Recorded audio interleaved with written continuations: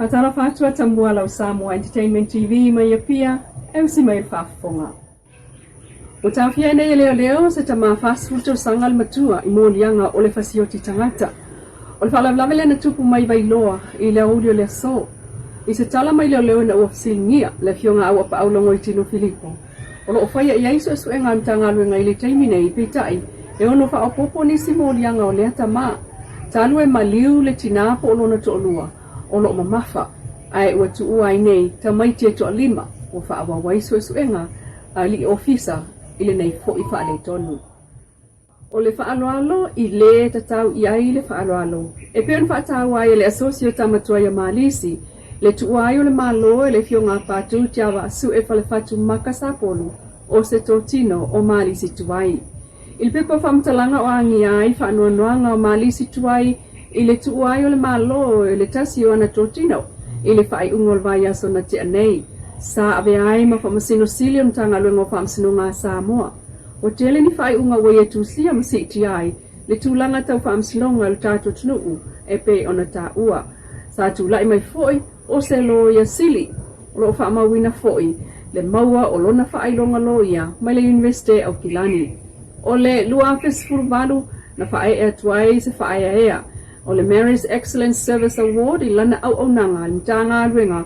o fa masinonga male tula fono o le tausanga ilwafes furuiva na malolo mai ai ilona tofinga o le fa masino sili ua tofi ai nei fai malo matua mua Matthew Lemisio e avea masui pristene o fa masinonga o fanua maswafa o le sunga fai malo matua mua sa e tau avea le tofinga o le komisinga o le ofisa o fai ngā palota e tofi ai nei ai ua lua na whainga palo ta tele lua fe suono ma le lua fe lua sutasi talu ona vea o iam kumsina o le ofisa palota o le mwhai nei le whai whaatu a ngā Samoa on whaamalia ina maketi fafo i le teimine e peo na moli mawina mai e le fio ngā le mamea e mosi puni mai savai o lo ngafa ma le la watu le o pusa o loa le whai whaatu a ngā i savai mo New Zealand.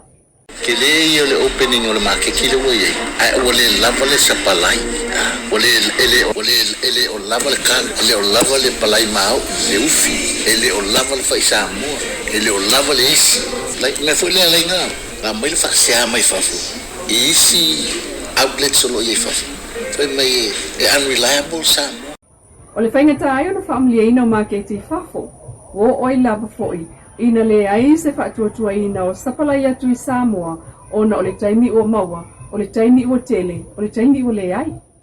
Kakau onga bava ai ia aua i kao kasi ia le alua le office of Akuanga, longa winga. Not to focus primarily on kalo, but to focus to try and give it equal opportunity for other crops. Tauli e peona sao no le mamea ona ua fatuatua na i isi tau mafa ai toto lava na le talo. Wati na e tau ona o ngai le fai whaatoa ngai peon tonu le mamea e le ngata o la awe tau mafa i ai o mai palpala ai o la awe tutu mafua mai e ese mai talo. Taimi nei, o mole mawina le tau samiane o le tau foloni o le ai ngai New Zealand i taimi o lewa na umal fuata ulu i Samoa ia ai tapo ia ti ai ngai Samoa nei talu e mana o mia o na o ina fai whaatoa ngai awala e te wai ulu.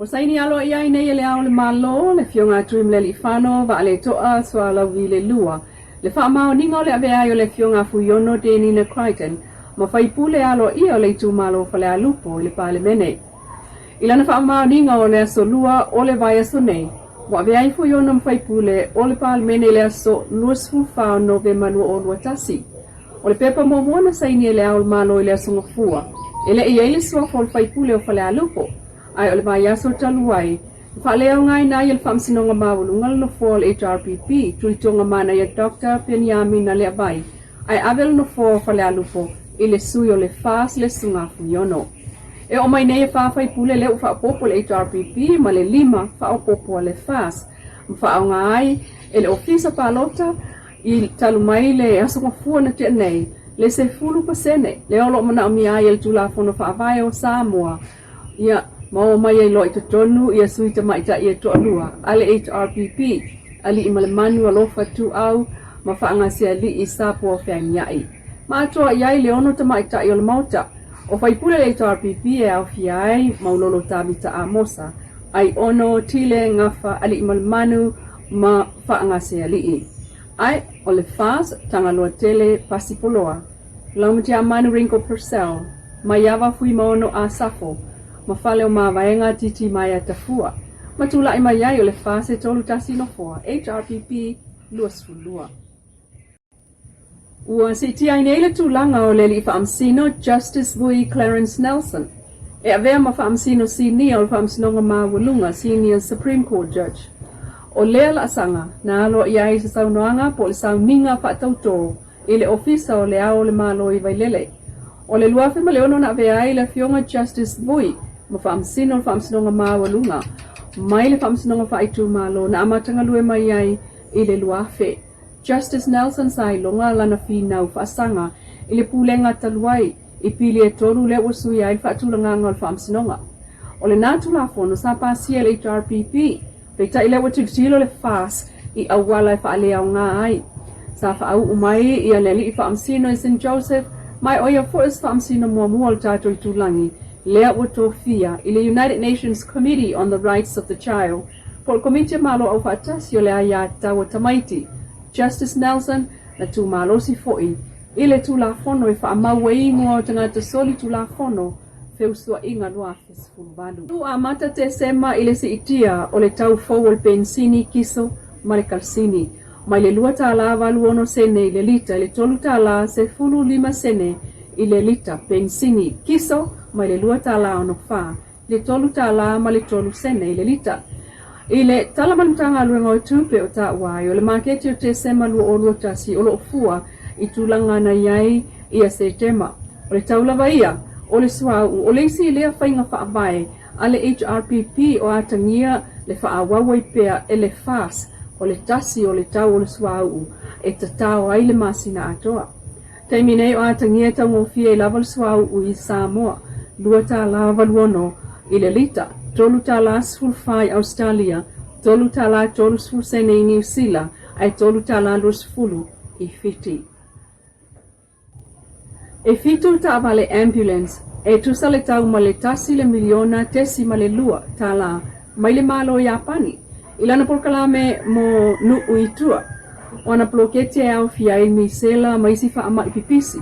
Lea o tau awai nei, ele minister mtanga lungal soifua malo loina, Bala sita fito sele sele. Ole afa au ngai falma itu tonu ya pia, male falma itu tonu i savai itu sigi, le mali e toa tanu mafili le lua.